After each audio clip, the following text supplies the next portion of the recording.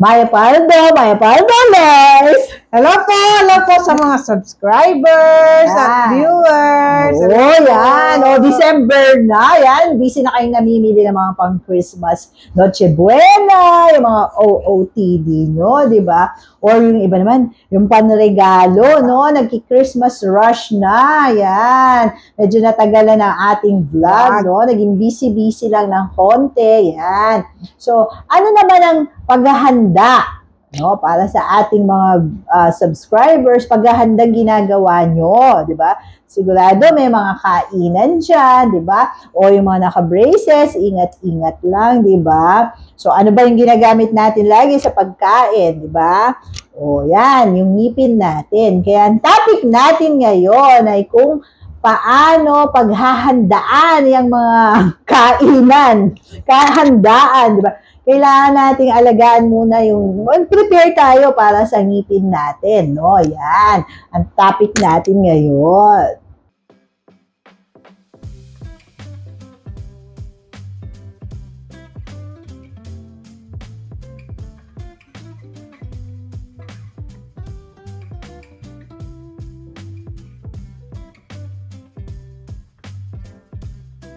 So, oras na para sa iyong oral prophylaxis. Spell. Pass. Tapos, kailangan ma-check up ni dentist. Buset. Ang isa po na yung film. Okay. 5, 4, 3, 2, 1. 5, 4, 3, 2. Scrolling starts in 5, 4, 3. Siyempre, sa pagkain, ang ginagamit natin ay ang mga ngipin, di ba? Yan, pag nagse-selfie, pag smile, anong ginagamit? Ngipin pa rin, di ba? Involved lagi yung ngipin, di ba? O sa pagsasalita, di ba? Sa pag-pronounce ng mga words. Kaya nga yung mga walang ngipin, di ba? Di natin sila naintindihan, no? Kasi kailangan talaga yung ngipin.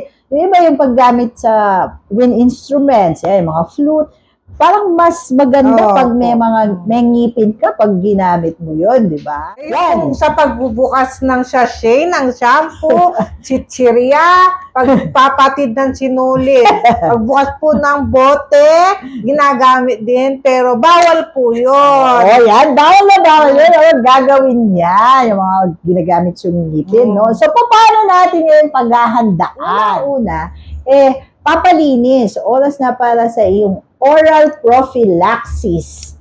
Yan, Lois, spell. Oral prophylaxis. Pass ka ba? Number 2, kailangan ma-check up ni dentist kung may cavities. Naku, otherwise sasakit yan, di ba? Pag sumakit yan, paano ka pakakain ng fruit salad, ng leche flan, di ba? Ang dami pa namang sweets ngayon. So, bago magpasko, o kung ano mga okasyon, sa medianoche, sa New Year, di ba? Kailangan pasyalan mo na si dentist, di ba? So, ang pangatlo naman, kailangan makita rin ang kondisyon ng gums. Yan. Baka may bleeding gums ka na, so kailangan ding ma-check yan. Tapos, sa mga misaligned teeth, no? Kung kailangan ng orthodontic treatment, di ba? Yan. Ito na yung time, baka may pinaplano mo na palang magpa-braces maaaring i-consider mo na yon. Ngayong Christmas, habang may bonus ka pa, or si mommy, di ba, or si daddy, at least yung inaantay mo ng treatment, magawa na rin ngayon, di ba? Sa mga braces naman, ano naman ang paghahanda na dapat nila pong gawin? Yung mga naka-braces, no? O yan, kailangan mag-visit din kay dentist. Di lang naman sapat yung magpa-adjust ka dahil gusto mo lang mag-match yung color ng rubber elastics mo sa OOTD mo, di ba? Kailangan ding mag-visit kay dentist para kung kailangan linisan, di ba? Or may mga natanggal na palang mga brackets, no? Yan, kailangan mapacheck mo. At saka, kung may kailangan din pastahan, lalo na kung matagal ka nang hindi pumapasyal kay dentist, yan, ito na yung oras dahil mahaba-haba naman ang bakasyon, di ba? Lalo na may bonus yung iba dyan. Kailangan paggawa mo na yan.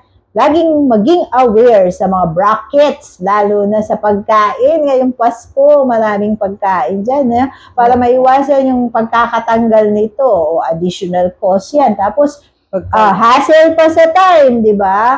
O paano kung nalunok mo pa yan? Di ba? Yan kasi yung karaniwang nagiging problema kapag may mga okasyon na de-deband yung brackets, natatanggalan ng brackets.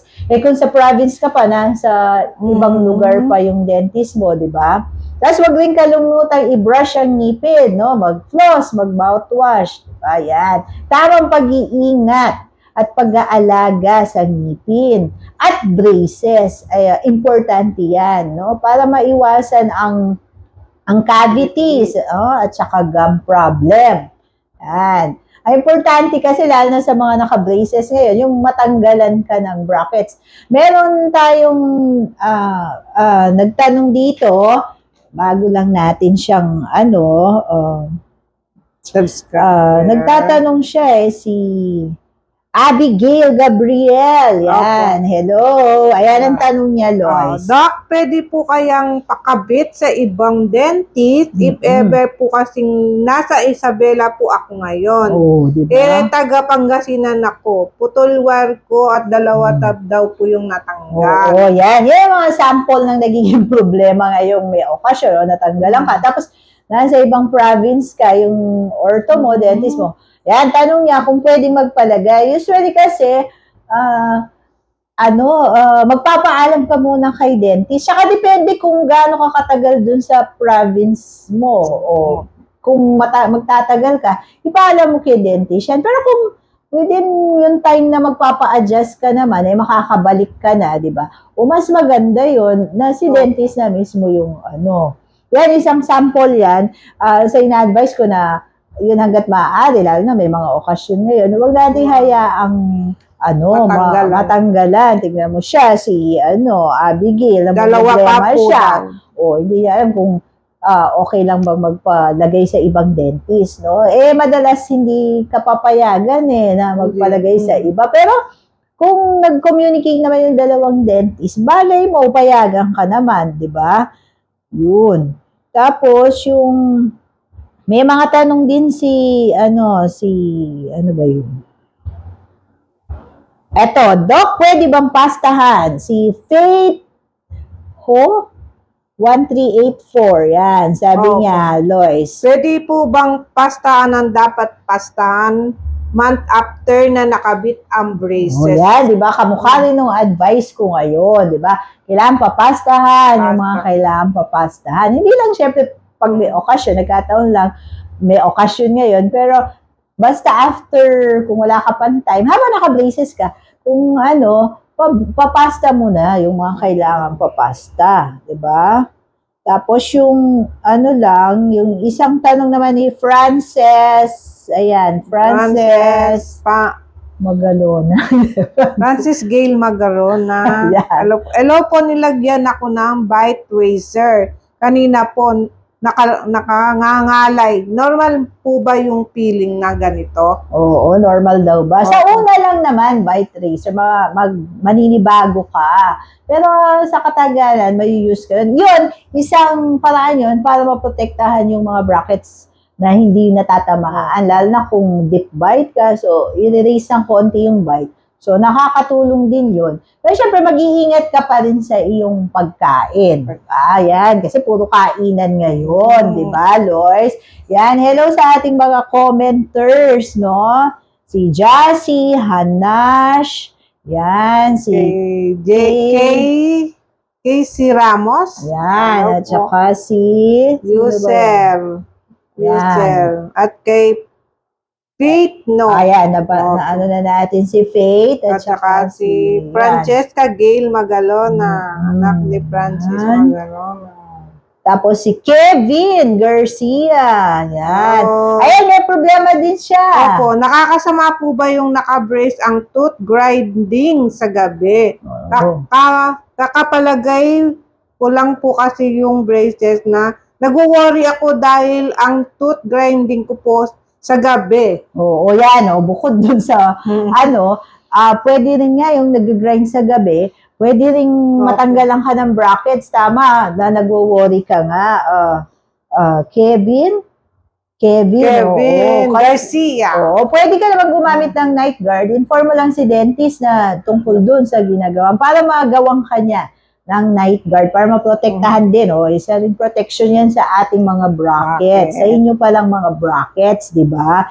Yan, Lord. Sana may natutunan sila sa vlog natin ngayon. Iingatan lang lagi yung mga brackets. No? Tapos, sa mga hindi naman naka-braces, iingatan natin ang ating mga ngipin. Tulad na banggit ko, maraming gamit yan sa speech, sa pagkain, di ba? O sa itsura, di ba? Maraming gamit siya ang ating mga ngipin. Mahalin natin yung ngipin natin, di ba? Yan. Okay, huwag kakalimutan. Don't forget, like, share, and subscribe. Bye! Merry Christmas! Merry Christmas!